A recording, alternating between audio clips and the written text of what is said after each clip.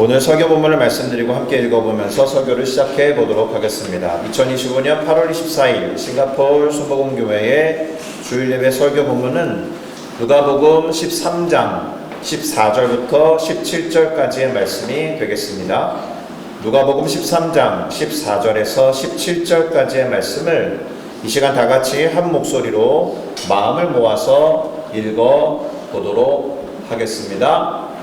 회당장이 예수께서 안식일에 병 고치시는 것을 분내어 무리에게 이르되 일할 날이 엿새가 있으니 그동안에 와서 고침을 받을 것이요 안식일에는 하지 말 것이니라 하거늘 주께서 대답하여 이르시되 외식하는 자들아 너희가 각각 안식일에 자기의 소나 나귀를 외양간에서 풀어내어 이끌고 가서 물을 먹이지 아니하느냐. 그러면 18해 동안 사탄에게 매임받은 이 아브라함의 딸을 안식일에 이 매임에서 푸는 것이 합당하지 아니하냐. 예수께서 이 말씀을 하시매 모든 반대하는 자들은 부끄러워하고 온 무리는 그가 하시는 모든 영광스러운 일을 기뻐하니라. 아멘. 자, 저는 방금 우리가 함께 읽어본 누가복음 13장 14절에서 17절까지의 말씀을 가지고 잘 모르면서 함부로 이와 같은 제목으로 잠시 말씀을 전하고 함께 기도하면서 가르쳐 주시는 하나님의 뜻에 순종을 결단하고자 합니다. 자, 우리가 작년에 올해는 시편 91편을 암송하고 있지만 작년에는 고린도전서 13장을 암송했었습니다. 거기에 보면 우리가 부분적으로 알고 부분적으로 예언하니 온전한 것이 올 때에는 부분적으로 하던 것이 패하리라, 이런 구절이 기록되어 있고 우리 모두가 한참 암송을 했던 기억이 있습니다. 저는 이 구절을 읽거나 암송할 때마다 늘 연예인들의 스캔들이 생각납니다. 누가 누구랑 사귄대더라. 그것이 맞는 일일 수도 있겠지만 꼭 그렇지 않죠. 루머나 가짜 뉴스로 현혹되기도 합니다. 여러분도 잘 아시듯이 제가 아주 친밀하게 지내는 연예인이 있지 않습니까? 그런데 그 친구를 통해서 이 연예인들의 삶을 잠시 들여다볼 수 있는 기회들이 좀 있습니다. 그러면 대중들이 아는 삶과 정말 많이 달라요. 우리가 생각하는 것보다 지극히 평범하기도 하고 또 어떤 면에서는 생각보다 신경 써야 할 것들이 참 많이 있습니다. 겉으로 보이는 화려함보다 정말 순진하고 순수한 측면이 훨씬 많죠. 그러니 사실은 모르면서 함부로 떠들어대거나 제대로 알아보지 않고 기사를 작성하거나 여기저기 말을 옮기는 그런 행태는 지양해야 할 거다라는 생각을 해봅니다. 저는 굳이 연예인들에게만 해당되는 얘기가 아니죠. 우리 성도님들의 삶에서도 확인되지 않은 사실을 가지고 누군가를 함부로 오도하거나 오해하는 경우가 없지 않을 겁니다. 그런 측면만 있을까요? 어떤 단어나 개념을 제대로 알아보지 않고 습관이나 관성에 따라 사용하는 경우도 제법 있습니다. 또 어떤 일을 늘 해왔기 때문에 올해도 하는 거야. 원래 그 일이 시작되었을 때의 본질이라든지 취지와는 상관없이 올해도 그냥 하던 대로 하는 거야. 이런 식의 논리. 이거는 이제 점점 설득력을 잃지 않을까 하는 생각이 듭니다. 특별히 신앙생활에 있어서 이와 같은 부분은 좀 짚어야 할 듯하고 신앙생활할 때 사용하는 언어라든지 신앙생활에서 이렇게 자주 하게 되는 습관적인 의식이라든지 예배라든지 이런 부분에 대해서는 사실 잘 짚어줘야 하거든요. 그러니 이것에 대한 책임은 저와 같은 목회자들에게 있는 듯합니다. 성도님들에게 알려드려야 할 것들 그리고 명확하게 전달해야 할 것들을 챙기고 제시하도록 노력해 보도록 하겠습니다. 자, 오늘 우리가 읽어본 이 누가복음 13장 14절에서 17절의 말씀은 사실은 10절 정도부터 살펴봐야 할 겁니다. 그리고 누가복음 13장 10절은 오늘 설교 본문과 관련해서 시간, 장소, 그리고 상황, 이 배경을 제시하고 있음을 봅니다. 뭐라고 적혀 있느냐? 안식일에 한 회당에서 예수님께서 가르치실 때에 이렇게 기록하고 있습니다. 안식이라는 시간이 나오고 있고요. 회당이라고 하는 장소가 나오고 있고, 그리고 예수님이 가르치실 때라고 하는 상황, 정황이 나오고 있습니다. 우선 안식일은 몇 차례 그동안 말씀드렸듯이 오늘날 개념으로는 토요일이 맞습니다. 그리고 유대인들의 시간 개념으로 따지면 금요일 저녁 6시부터 다음날 토요일 저녁 6시까지의 시간을 말합니다. 그리고 이 안식일은 7번째 날이기 때문에 일주일의 마지막 날이 됩니다. 하나님이 이 날을 거룩하게 구별하시고 안식하라 라고 명하셨기 때문에 그렇죠. 유대인들이 저녁 6시를 하루의 출발로 생각하게 된 이유는 창세기에 저녁이 되고 아침이 되니 이는 첫째 날이니라 라고 하셨기 때문에 저녁부터 시작으로 보게 된 겁니다. 두 번째, 회당이라는 것은 예루살렘에 있었던 성전이 파괴되고 유대인들이 바벨론으로 끌려간 포로 생활 때로부터 생겨난 것으로 봅니다. 성전이 파괴됐고 성전이 있던 곳으로부터 멀리 떨어져서 이주했기 때문에 성전이 없죠. 그래서 성전을 대신하여 모이기도 했고 예배도 드렸던 유대인들의 모임 장소가 회당이 되겠습니다. 그리고 예수님 시대, 신약 시대에 와서는 유대인이 사는 곳이라면 어디에나 회당이 세워졌어요. 오늘날 싱가포르 개념으로 하면 한인회 같은 겁니다. 네, 나라마다, 지역마다 한민족, 한인들을 위한 어떤 모임 장소가 있다면 그것을 한인들의 회당이라고 불러도 틀리지 않을 것입니다. 자, 그들은 안식일 외에도 회당에 자주 모였습니다. 유대인들은. 그런데 남녀가 따로 앉았어야 했습니다. 오늘날 그 흔적은 무슬림들이 그들의 예배를 드리는 모스크에 가면 확인할 수 있습니다. 거기는 여전히 남녀가 구별해서 앉아 있거든요. 자, 회당에서는 주로 예배를 드렸는데 이 예배가 어떻게 성사되느냐? 남자 10명이 모여요. 여성이 10명 모인다고 예배가 형성되는 건 아니었던 것 같습니다. 그리고 찬양으로 시작해서 보통은 시편을 읊었겠죠. 그리고 기도를 한 후에 쉐마라고 부르는 성경 구절이 있습니다. 신명기 6장 4절에서 9절인데 들으라 이스라엘 이렇게 시작하는 쉐마라는 뜻이 들으라는 뜻이니까 그걸로 기도를 드린 후에 서로 교독해요. 쉐마에 나와 있는 내용을 교독한 다음에 또 성경을 찾아서 낭독하고 해석하는 과정이 이어졌습니다. 그리고 마지막은 축도였는데 특별히 절기 때에는 민수기 6장 24절에서 26절을 가지고 제사장들이 손을 들고 축도를 했다라고 합니다. 자, 예수님도 여러 회당에 들어가셔서 예배도 드리시고 말씀을 전하기도 하셨습니다. 그리고 병도 고치셨고 귀신도 쫓아냈음이 사복음서에 두루두루 기록되어 있습니다. 오늘 우리가 읽은 설교 본문에도 나와 있는 내용이에요. 자, 그런데 그러한 회당에서 예수님이 안식일에 가르침을 주실 때에 18해 동안이나 귀신이 들려서 앓았고 꼬부라져서 조금도 펴지 못하는 한 여자가 그곳에 있었다라는 겁니다.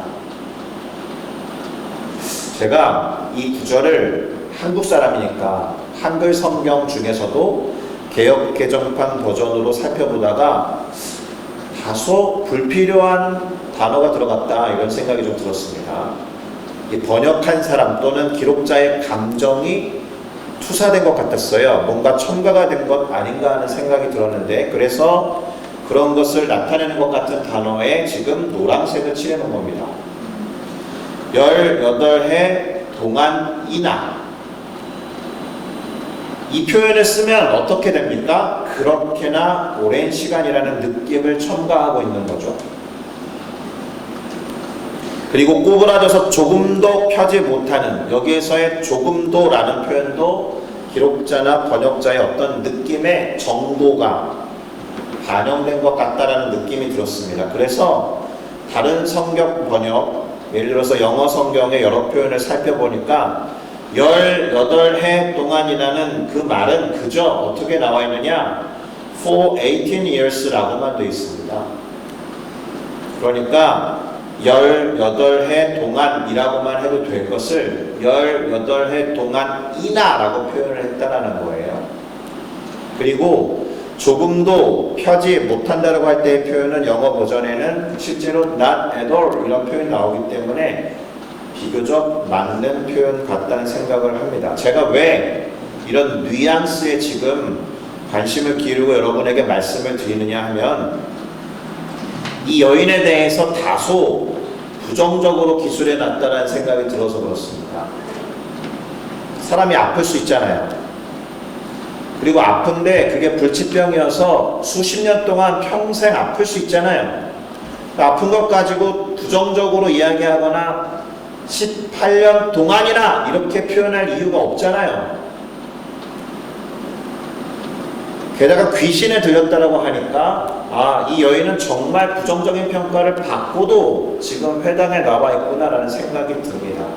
자, 아니나 다를까 영어 성경도 이 여인에 대해서 crippled라고 표현하고 있음을 봅니다. 이게 어떤 뜻이냐면 몸이 불편해서 제대로 걷거나 움직일 수 없는 불구가 된 절름발이가 된 그런 사람을 표현하는 형용사인데 다리나 몸을 다쳐서 걷기 어렵게 된 사람을 지칭하는 다소 모욕적인 단어예요.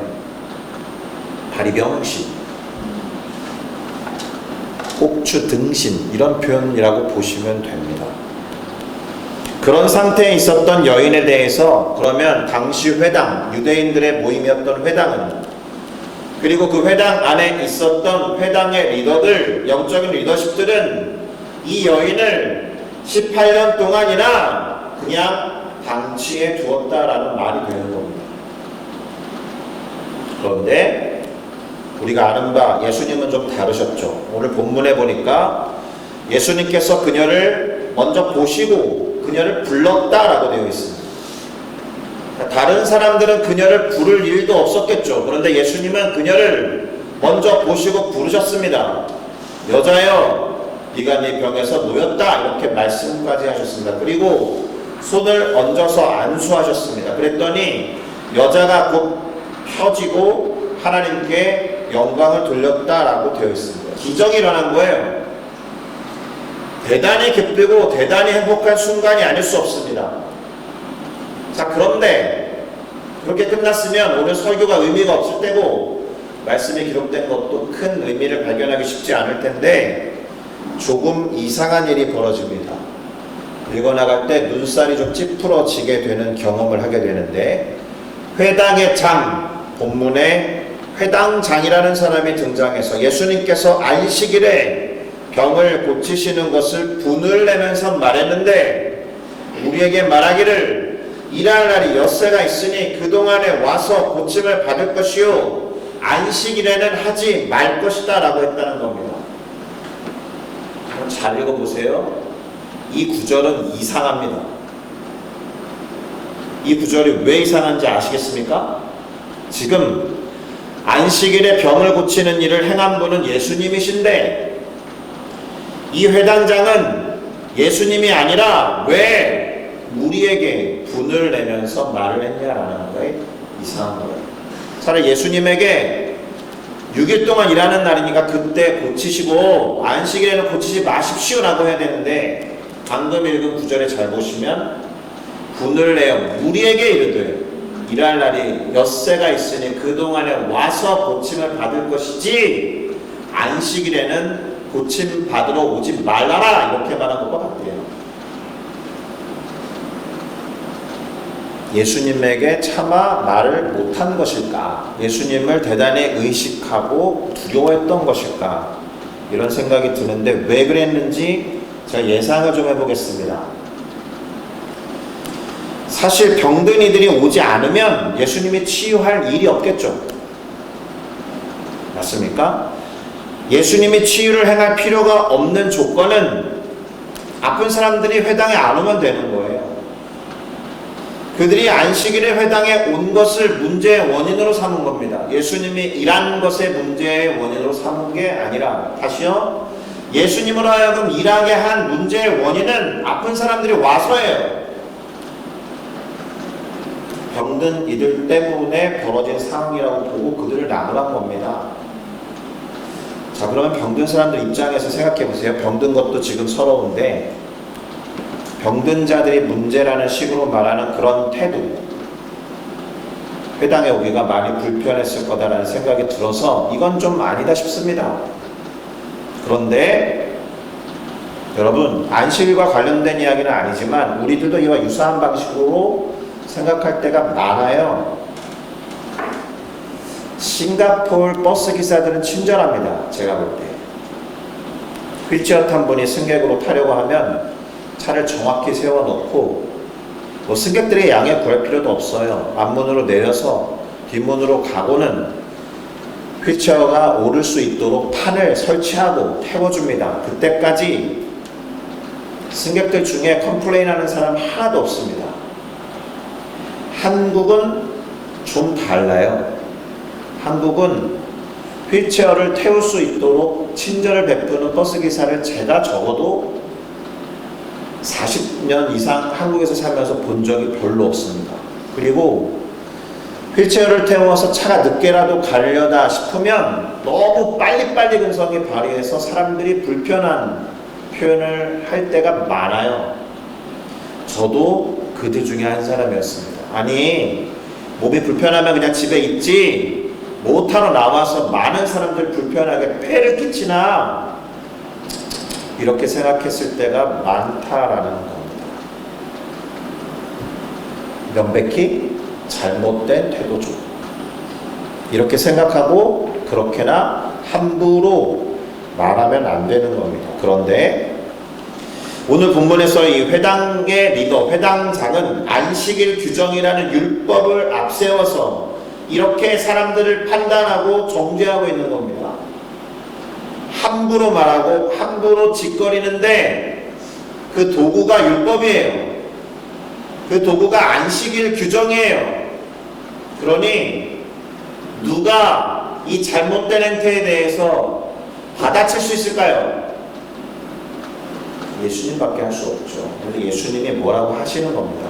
누가복음 13장 15절에 보니까 외식하는 자들이라 라고 부르시면서 너희가 각각 안식일에 자기의 소나 나귀를 외양간에서 풀어내어 이끌고 나가서는 물을 먹이지 아니하느냐라고 물으셨습니다. 외양간에서 소나 나귀를 푸는 일을 하고 그것을 끌고 가는 일을 하고 먹이는 일을 하는데 안식일에 지금 생명을 구원하는 일을 했다고 뭐라 하는 거냐? 예수님이 이 사람들을 외식하는 자들이라 라고 말씀하신 이유가 뭘까요? 안식일을 지켜야 한다고 하면서 소나 나귀를 풀어서 이끌고 가서는 물을 먹이는 일을 그렇게 하면서 안식일을 어겨놓고 안식일을 또 다른 사람이 어겼다라고 뭐라 하니까 자기는 안식일을 지킨 것처럼 척하면서 치유를 받기 위해서 나오는 일이나 치유를 행하는 일을 정죄하는 건 외식이나 가식이 아니냐. 이해되셨습니까? 자, 그러면서 18해 동안 사탄에게 매임바 되어서 고통당한 이 아브라함의 딸을 안식일에 이 매임에서 푸는 것이 합당하지 아니하냐? 이렇게 반문하신 겁니다. 자, 이것은 외식하는 자들에 대해서 그들이 행했던 것과 동일한 방식으로 예수님 당신도 행한 것인데 이게 뭐가 문제냐라는 식으로 이야기한 겁니다. 다시요. 회당장을 비롯한 율법주의자들이 아끼고 사랑하는 동물과 가축에 대해서는 그렇게 행하는 것과 같이 내가 아끼고 사랑하는 영혼에 대해서 그렇게 행한 게 뭐가 문제냐, 이런 뜻입니다. 여기서 볼 수 있는 주님의 생각과 마음은 뭐라고 할 수 있습니까? 주님에게는 병든 자들이 구원이 필요한 자들이다라는 것이고 그저 이용할 수 있고 경제적인 이익을 얻을 수 있는 소나 나귀 따위와 비교할 수 없을 만큼 소중한 존재다라는 것이 드러나 있는 거예요. 그러니까 안식일이든 뭐든 상관없이 그렇게 회복과 구원이 필요한 이들에 대해서는 반드시 살려내고 반드시 회복시켜야 한다라는 마음을 표현한 것입니다. 그만큼 소중하고 존귀한 존재다라는 거예요. 할렐루야. 이 여담인데요. 군대에 가면은 전리품을 취하는 순위가 있어요. 또는 뭔가를 버리고 그 자리를 떠야 할 때 우선적으로 챙겨야 하는 순위들이 있습니다. 참고로 군인 한 명은 9위예요. 9위. 10위 중에 9위. 군견이 4위예요. 그 자리를 떠야 할 때 걔는 챙겨야 되는 거예요. 우프죠. 총이 3위예요. 탱크, 미사일, 우리가 고급 무기라고 하는 것들이 1, 2위에 다 있습니다. 그러니까 그 자리를 뜨고 도망갈 때 챙겨야 되는 물품들 중에서 우선순위에서 군인은 9등이에요. 9등. 전쟁 상황이니까 그럴 수 있다라고 생각이 들긴 합니다. 자, 그러나 중요한 것은 생명이죠. 인간의 존엄성이다라는 겁니다. 그런 말 있죠. 죄는 미워해도 죄인은 미워하지 말아라. 죄인에게도 인권이 있기 때문에 그래서 교도소에서 최소한의 생활을 보장해 주는 거잖아요. 자, 그런데 오늘 본문에서 18년 동안 몸이 굽어서 펴지 못하는 흔한 말로 꼽추라고 보시면 됩니다. 꼽추였던 이 여성을 치유한 것을 놓고 함부로 말하면서 정죄하는 건 명확히 잘못된 것이다. 아무리 안식일이었다라고 해도. 자, 그러니 이쯤에서 우리는 안식일이 도대체 무엇이기에, 안식일은 어떤 의미를 갖고 있길래 이와 같은 논쟁적인 장면이 연출되어야 하는지 따져볼 필요가 있겠다 싶은 거예요. 결론부터 말씀을 드리면 안식일은 생명의 소중함과 가치를 위해서 존재하는 날로 지정된 겁니다. 창조를 마친 게 아니에요. 창조의 가장 마지막 작업은 안식이었어요. 창조 작업의 완성은 안식이었다라는 거예요. 그러니 그것의 정신을 살려서 우리가 생각할 것은 주어진 삶을 잘 살되 우리의 생명과 삶을 잘 보존하고 돌보면서 마무리 지어라, 이런 뜻이에요. 잘 쉬란 말입니다.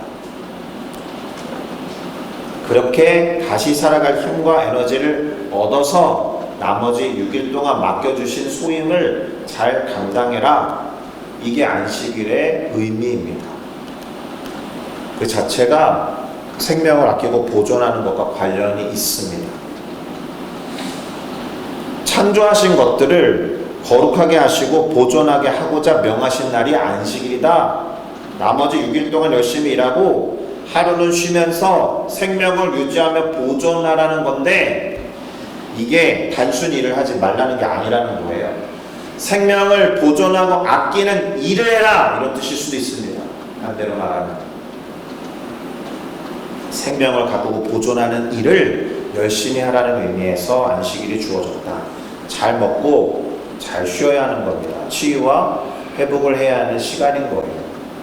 그런 날에 예수님이 생명을 소중히 여기셔서 구원하셨는데 왜 그게 정죄받아야 할 일이냐.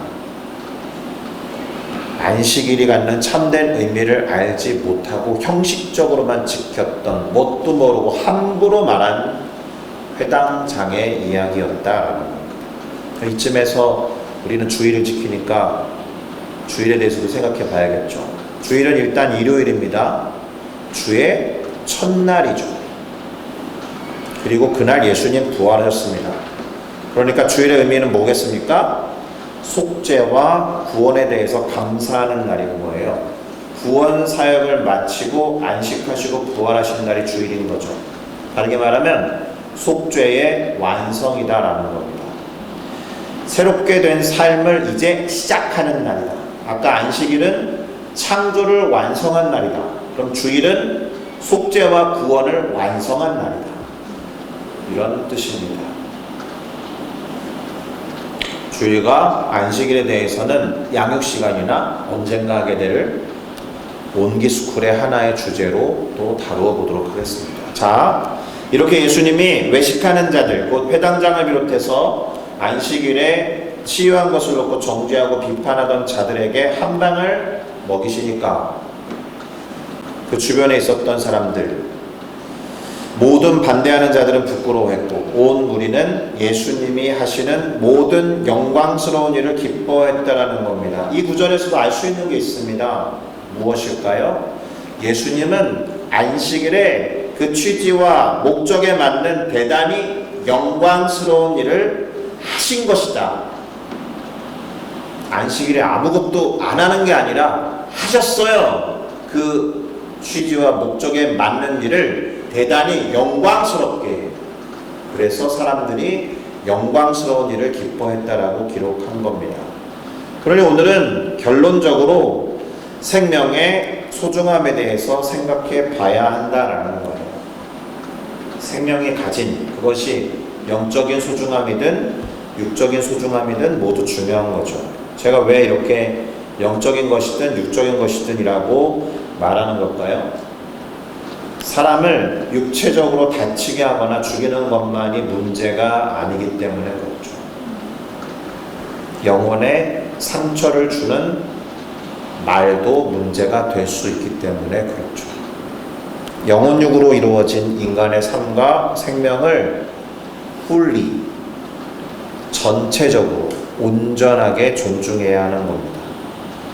그래서 그 생명의 소중함을 안다면 기꺼이 해야 하는 것들도 있지만 그렇기 때문에 함부로 해서는 안 되는 일도 있어요. 마치 죄가 해야 할 것을 하지 않는 것도 죄고 하지 말아야 될 것을 행하는 것도 죄이듯이 생명을 소중히 여긴다라면 마땅히 해야 하는 것도 있고 반대로 함부로 하지 말아야 할 것도 있다라는 겁니다. 안식일이나 주일에 대해서 제대로 알지 못하면서 함부로 말하거나 다른 사람을 정죄해도 안 되는 거예요.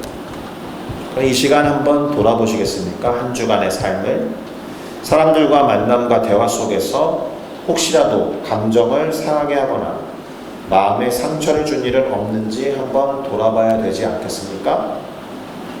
말로 여러 사람을 울리고 아프게 하고 어쩌면 심지어 심하게는 죽이고 있어 왔는지도 모르잖아요. 말로. 생명의 소중함을 생각하면서 다른 이들의 아픔과 상처에 공감하고 이해해주면서 받아주는 우리 모두가 되어야 할 겁니다. 로마서를 기록한 사도 바울은 다음과 같은 유명한 문장을 남겨놨죠. 뭡니까? 즐거워하는 자들과 함께 즐거워하고 우는 자들과 함께 울라. 우리가 어려움에 처한 사람을 놓고 할 수 있는 게 없을 때가 많아요. 그러면 무기력해지죠. 기도밖에 할 수 있는 게 없어요.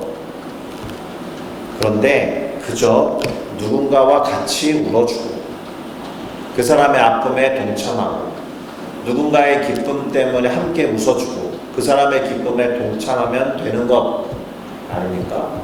왜 할 수 있는 게 없습니까?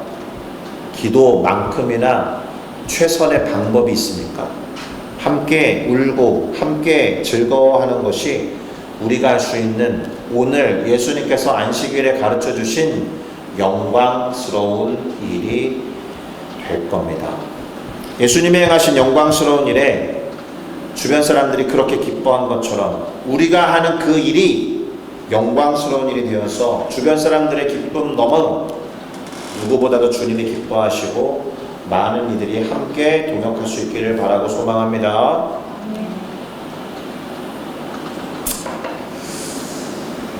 지난 한 달 정도라고 해야 될지 주변에 아픈 분들이 너무 많아져서 성도님들을 위해서 함께 기도하는 걸 잊지 말아야겠다는 생각이 많이 드는데 제가 그렇거든요. 누가 아프고 그러면 책임감도 느껴지고 내가 하나님 앞에 더 나아가지 못해서 이런 일들이 벌어졌나 이런 생각이 들 때가 많습니다. 그러나 그 너머에 있는 어떤 의미와 뜻을 누가 다 알겠습니까? 하나님 앞에 온전히 맡기면서 그래도 그분 앞에 나아가서 대신 간청하고 기도하는 우리 모두가 될 때 우리 교회와 성도님들이 연결되고 한 몸이 되어서 많은 이들이 생명을 구원받는 또 그것을 볼 수 있는 우리들이 될 것이다 라고 믿습니다. 그런 마음으로 오늘은 기도하면서 결단하면 좋겠습니다. 중요한 것은 아픈 분들 아픔에 동참하고 공감하면서 함께하는 것이다 라고 생각합니다. 제가 알기로 차인표 씨가 그 단체 이름을 까먹었는데 네, 컴패션이라는 단체를 세우게 된 계기가 동생인지 형이었는지가 지하에 갇혔을 때 할 수 있는 게 없어서 제 형을 좀 도와주세요, 제 동생을 좀 도와주세요 라고 주변 사람들에게 대신 울며 외쳤던 그 기억 때문이라고 들었습니다. 얼마든지 누군가를 위해서 대신 울어주고 웃어줄 수 있으니까 그런 마음으로 생명의 소중함을 생각하고 함께 울고 웃는 우리 모두가 됐으면 좋겠습니다. 잠시 기도하시겠습니다.